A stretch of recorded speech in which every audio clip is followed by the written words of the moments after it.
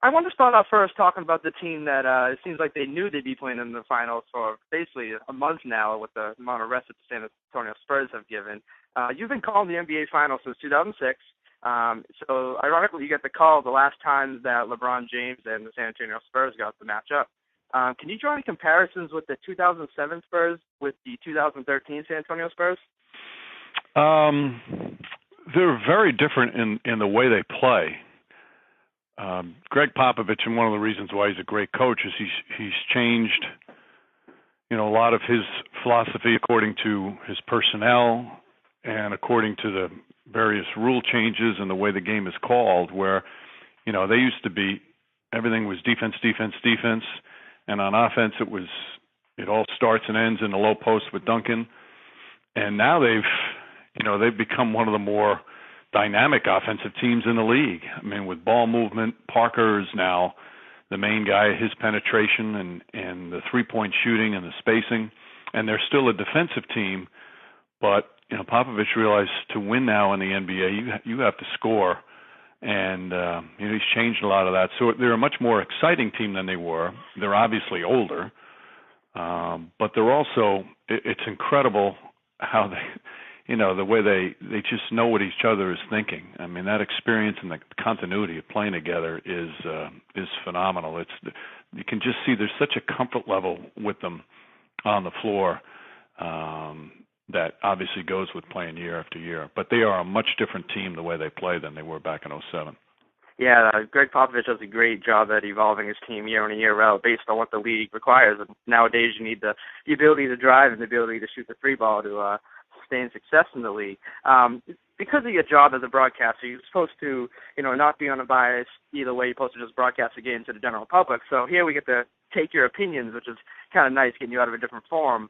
And one of the guys you mentioned was Tony Parker, and he's an interesting guard because it seems like no matter who you talk with, everybody has him ranked differently on their point guard list, whether he's a top 5, top 10, who he's above and under. So I wanted to take, your opinion on where you rank Tony Parker with today's guards. Yeah, it's hard for me, Jacob, to put him in an actual number, but he's one of the elite point guards, and it's been for a long time. We base so much about winning. Well, he has more rings than all the point guards out there right now, and certainly a chance to add to it now. He's got 3. And the thing about Parker is, even at this stage of his career, I think it's his 12th year in the league, and he's over 30 now. The guy keeps getting better. Every season he seems to just keep getting better. When he came into the league, he wasn't a good shooter. Now he's a knockdown shooter from, 15 to 17 feet. When he came into the league, forget about three-point shooting, and now he's added that as well.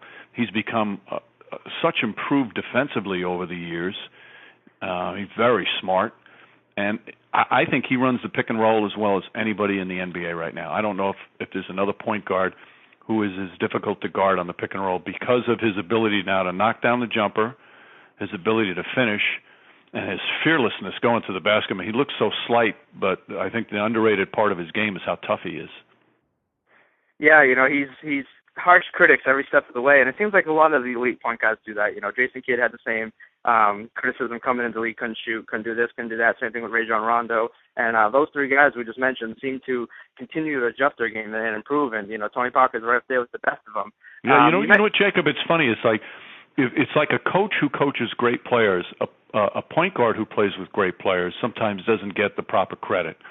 He's had Tim Duncan his whole career. He's had Ginobili his whole career. So, you've got 2 great all-star type, all-NBA type players playing with you. So sometimes you don't get that proper credit.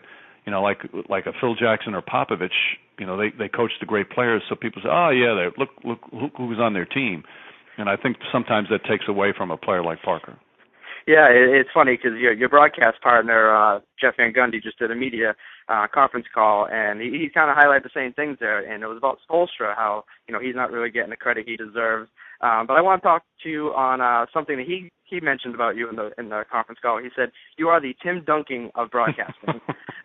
So I want to ask you, where do you have Tim Duncan on the all-time great, being in the broadcast business for forever, it seems, my whole lifetime at least. You've seen a lot of great players come and go. Where do you have Duncan on your list? again, I won't put a number on it, but there's no question he's one of the greatest players to ever play, because of his greatness at both ends of the floor, because of his consistent greatness. I mean, it's year in and year out the excellence that he has, because the bottom line is still to win, and he's been a part. His 16 years in the NBA, that 16-year period, no team has ever, including the championship Celtic teams, have had a winning percentage during a 16-year span as high as him, and he's the one that's done that. The fact that he's so coachable, and for me, the way he carries himself and has carried himself on and off the court throughout his career, he wins with class, he loses with grace, he's humble, it's team first, it's always about the team, and he just, in many ways, I think he might be the most underappreciated superstar of all time, because he's never on, you'll never see him in the top 10 plays on SportsCenter. That's just not the way he plays. There's nothing glamorous about him. There's no highlight reel. He just makes winning plays night in and night out, and that's all he cares about. Yeah, it's one of those things, and I constantly remind people to look at Tim Duncan's all-time accomplishments in terms of all defensive teams, all NBA first teams, titles, MVPs, everything, Rookie of the Years, gold medals, and then also look at Michael Jordan's, and it's scarily similar. I almost say, Duncan's more like to be Jordan in terms of winning and accomplishing, all the accolades than any other player.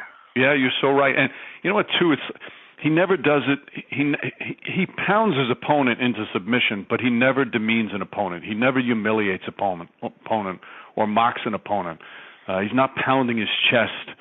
The first thing he does after a big play is turn to a teammate and point to a teammate or hug a teammate. He's the perfect teammate, the perfect leader, in many ways the perfect player. I mean, I've said for the last couple of years, fans need to just really enjoy him while we still have him, because it's going to be one of those things when he's gone, you're going to start saying, oh man, remember Tim Duncan. Yeah, you're absolutely right. Now, I thought I'd break up this interview here with first Spurs, and then secondly the Miami Heat, obviously not the Pacers since they lost. So I got one last question related to the Spurs for you. What are your key factors for the San Antonio Spurs in the upcoming finals against the Miami Heat for them to win? Well, I think because Miami is such a good defensive team, although they had their ups and downs in the Pacers series, the Spurs really do rely on the three. That's a big part of their success. So as much as we talk about Parker and Ginobili and Duncan, the Danny Greens and the Kawhi Leonards and the Matt Bonners, those guys are going to be instrumental, and they're going to have to hit their threes. So I think that's a big part of it. As much as, your star players have to come through, the Spurs have changed dramatically in that these guys are instrumental. I think Danny Green and Kawhi Leonard, they're role players, and again, because they play both ends of the court, they're both talented defenders. They can't be afraid of the big moment, and for them, it's their first finals. Yeah, everybody seems to need their Robert Horry when it comes postseason time to get over the hump. And, every team has had that guy off the bench that, you had a memorable game for at least the last, 10 finals I can think of. Oh, yeah. I mean, and even look in the conference finals for Miami, Udonis Haslem doesn't have that one game. Who knows how that series plays out? So it's always the unexpected. It's one of the fun part of the playoffs and certainly the finals, and who's going to come up and have that huge game. Mike, this is going to be your third straight time calling the Miami Heat in the NBA Finals. You've seen them win one, you've seen them lose one, so I feel like you have a very good idea of what this team looks like compared to the past two. Can you draw any comparisons or similarities or differences with the title team that won and the team that lost? Well, it's much like San Antonio in that it's their third year now together, so the continuity is so huge in the NBA. The more you play with somebody, the more you know what's their strengths, what's their weaknesses, where they like the ball, what they don't like to do. And you see that with them now. There's, the first year there was a lot of looking at each other after a blown defensive assignment or a guy threw a turnover. But that's not there anymore. They're so unified, and they really are, a terrific team that's all on the same page. And, I agree with Jeff that Spoelstra's done an amazing job gathering that together, because it's not easy especially with three egos. And I don't say that in a negative way, but to be a star player, you've got to have an ego. And LeBron James and Dwayne Wade and Bosh, and I think you can't give enough credit to Wade and Bosh on how they've become, number 2 and number 3 on the team. They've sacrificed their own individual games to let it become LeBron James's team. Now, from a winning standpoint, that's the right decision to make, but it's still not easy for a lot of players, and they've done it. And I think they both deserve credit, even though they both struggled mightily in the Indiana series. Overall, the way they've sacrificed, I think, is very impressive. Now, you kind of segued into my next question, and this stigma was kind of out there for the Miami Heat this postseason, that LeBron James was sort of like the lone wolf out there with, Bosh having some struggles here and there, Dwayne Wade with the knee injury. Some games, he wasn't there. He showed up last night and, proved to be the difference maker for them. Also, has him, as you mentioned. Now, you've seen LeBron in his Cleveland days where he was a lone wolf, and then you've seen him with the Miami Heat a couple of times where he's had a team. Do you buy into that this, he has to have a Herculean effort as a lone wolf for them to win a title this year? It's a good question, Jacob. I thought there were times in the Indiana series where I felt that way. But the way Wade and even Bosh, even though he didn't shoot the ball well, how aggressive he was, the way they played last night, then he doesn't have to be. And it's hard now because, Indiana was such a great defensive team that one guy, you can't beat great defensive teams. You can't. And that's why they needed the others to step up, and they did last night. And I think that you look at San Antonio, they've always been in the top teams in the NBA defensively, and they've got some individual defenders like a Kawhi Leonard who are going to make LeBron James work at it. So he can't do it by himself. He needs those guys. If he has to take over games and win everything by himself, I don't see them winning. Because to me, LeBron James' greatest strength is his passing. His court vision and his passing is phenomenal. But he needs those other guys to step up and play like they did last night. Yeah, you're absolutely right. And Chris Bosh is an interesting topic because, to me, I think he should have mirrored his game towards Kevin Garnett. Now, I know he's not going to be the defensive player Garnett is or the player like Garnett is. No one ever is. But take that similar role where don't worry about scoring. Take your open shots and focus on rebounding and banging. And I feel like some games Chris Bosh just doesn't do that.